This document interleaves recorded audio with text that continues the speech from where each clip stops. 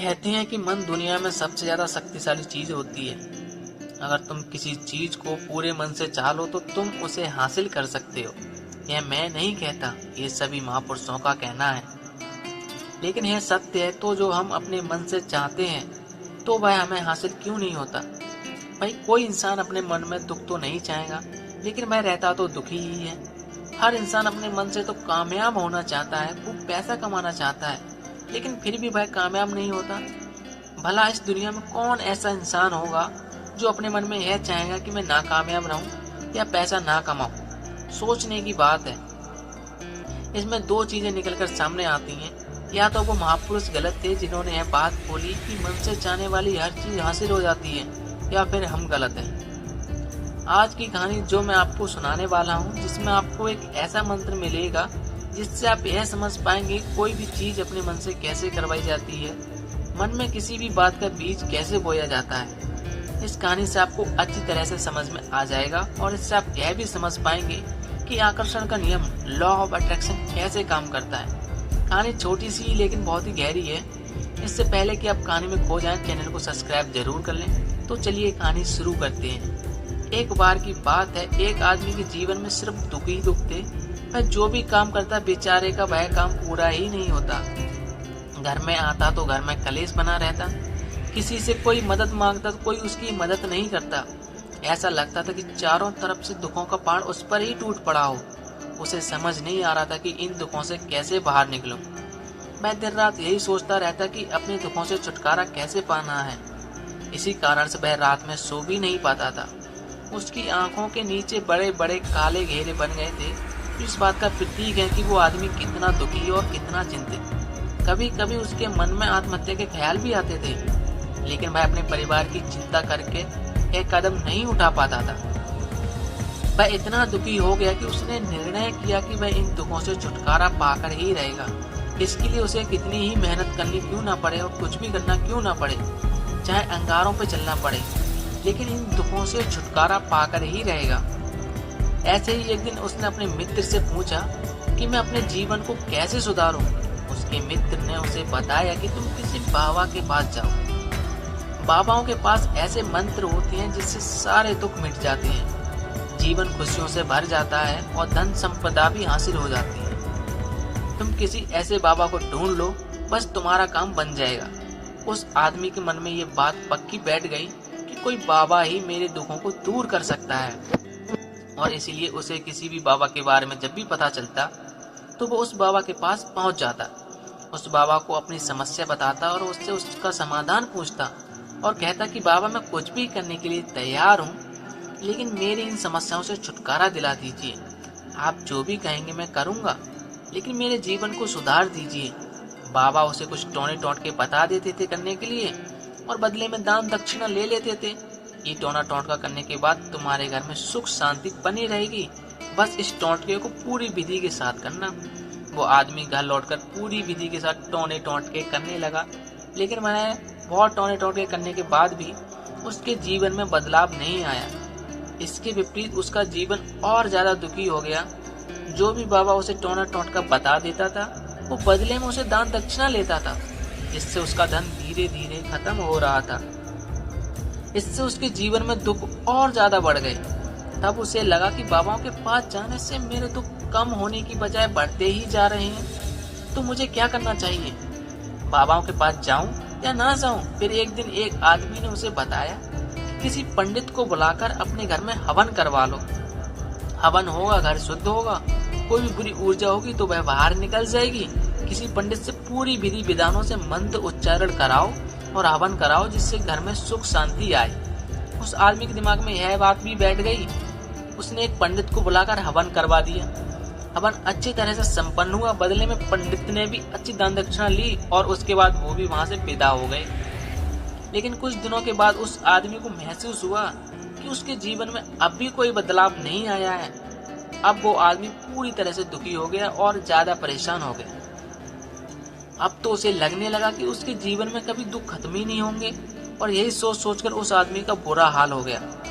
फिर एक दिन उसे अपने मित्र से एक ऐसे बाबा के बारे में पता चला जो समाधान बताने के लिए कोई दान दक्षिणा नहीं लेता था।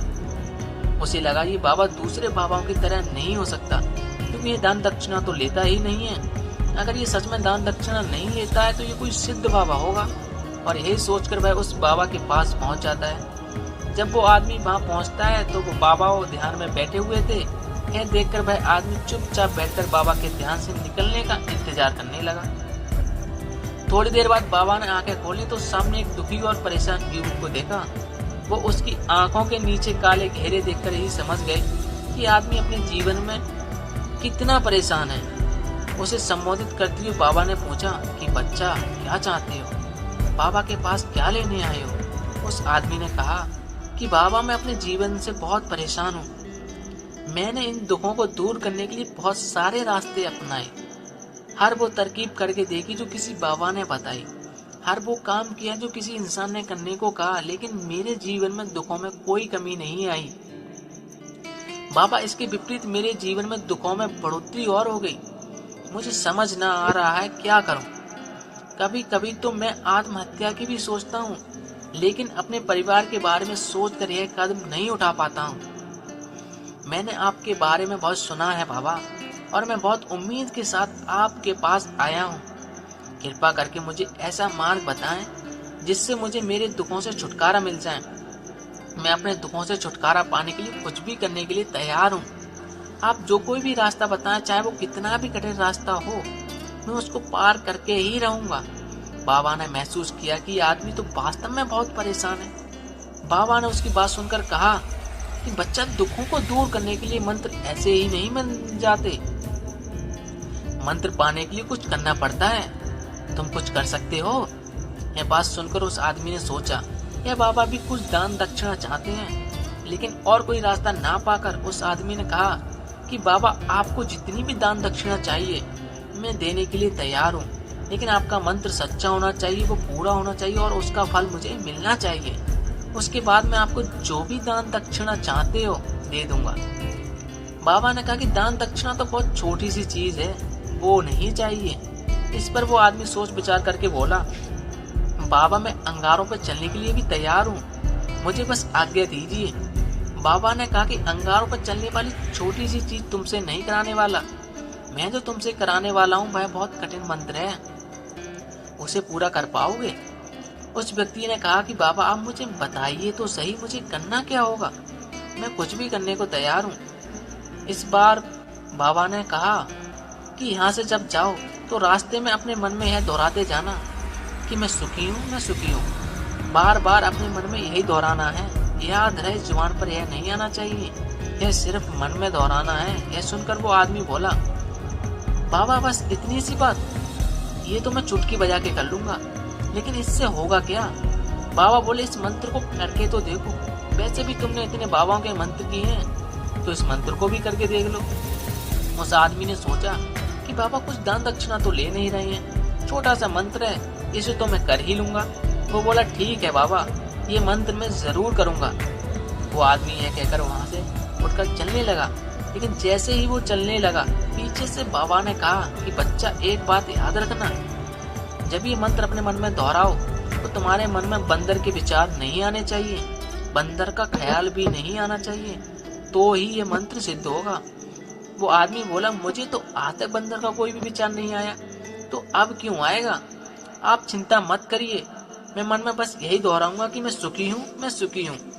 इसके अलावा मेरे मन में बंदर का कोई विचार नहीं आएगा। यह कहकर वो आदमी अपने मन में यह दोहराते चल दिया कि मैं सुखी हूँ, मैं सुखी हूँ। लेकिन अचानक उसके मन में बंदर का ख्याल आ गया। बंदर का ख्याल एक बार आया और चला भी गया। लेकिन उस आदमी ने सोचा, आज तक तो मेरे मन में बंदर का कोई विचार नहीं आया, तो ये आज बंदर का विचार क्यों आ गया? और ऐसे करके उसने बंदर के विचार को पकड़ लिया। वो यह भूल गया कि मुझे क्या मंत्र दोहराना है, और वो बंदर के विचार में सोचने लगा। जब थोड़ी देर बाद उसे फिर से होश आया तो वो फिर से वही मंत्र दोहराने लगा जो बाबा ने उसे बताया था, मैं सुखी हूँ, मैं सुखी हूँ। लेकिन अचानक उसे एक बंदर दिखाई दे गया। इसे देखकर उसके मन में फिर से बंदर का विचार उठ गया और वो इस विचार को अंदर से बाहर फेंकना चाहता था। वो चाहता था कि किसी भी तरह मेरे अंदर बंदर का विचार ना आए। उसे तो सामने बंदर ही दिखाई दे गया। ये जद्दोजहद करते करते घर पे पहुंचा। घर पे पहुंचने के बाद अपनी पत्नी से कहा, हे बंदरिया, जा मुझे खाने में बंदर परोस दे। उसने सोचा कि मैंने क्या कह दिया, तो वह अपने बाल नोचने लगा और वो दीवारों में सिर मारने लगा। आज तक तो मुझे बंदर का कोई विचार नहीं आया और आज मुझे क्या हो गया है, मुझे बंदर ही बंदर नजर आ रहे हैं, ये कैसी माया है। ये सोच सोच कर वह आदमी रात भर सो नहीं पाया।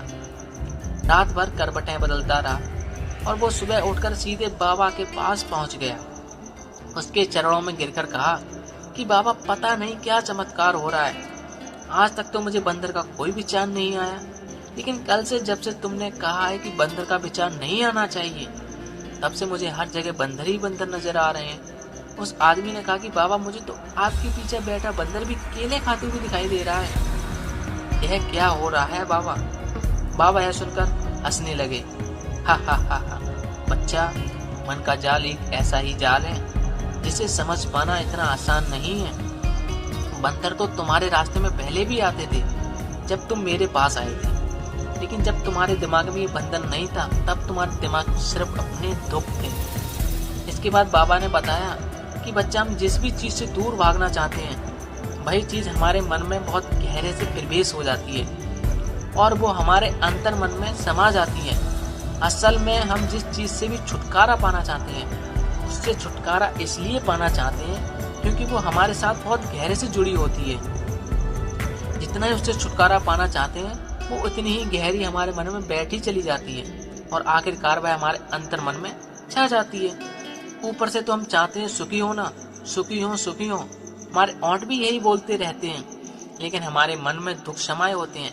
हमारे विचारों में हमारे मन में दुख ही दुख दिखाई देते हैं। इसलिए बार बार जुबान पर यह बोलने से कि मैं सुखी हूँ, मैं सुखी हूँ, हम सुखी नहीं होंगे जब तक ये मंत्र हमारे अंतर मन में प्रवेश नहीं होगा।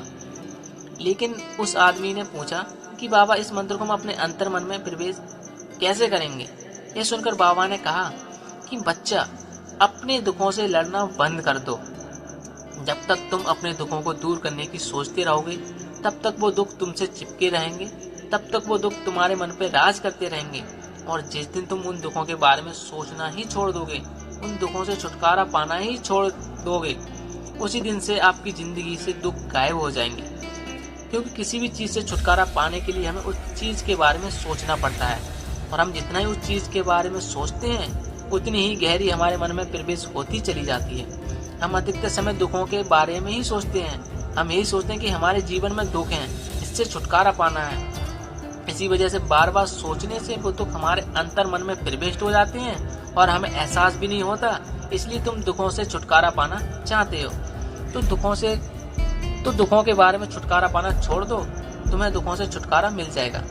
अक्सर आदमी धूम्रपान छोड़ना चाहता है, शराब छोड़ना चाहता है, सब कुछ छोड़ना चाहता है। सुबह अपने आप से वादा भी करता है कि कोई भी काम गलत नहीं करूंगा, लेकिन शाम को जब लौटता है तो नशे में चूर होकर लौटता है। ऐसा क्यों होता है? जो हम सोच रहे हैं पूरा कर ही नहीं पा रहे हैं। असल में उस चीज को बहुत तवज्जो दे रहे हैं, उस चीज को बहुत ज्यादा अहमियत दे रहे हैं। जब भी हम उस चीज के छोड़ने के बारे में सोचते हैं तो हम उसकी इम्पोर्टेंस यानी विशेषता और बढ़ा देते हैं। हमारा मन उस चीज के बारे में जितना सोचेगा, शराब या धूम्रपान छोड़ने के बारे में जितना सोचेगा, हमारा मन उस चीज के पीछे उतना ही भागेगा। उस चीज से लड़ना नहीं है, बल्कि बिना सोचे गुजर जाना है।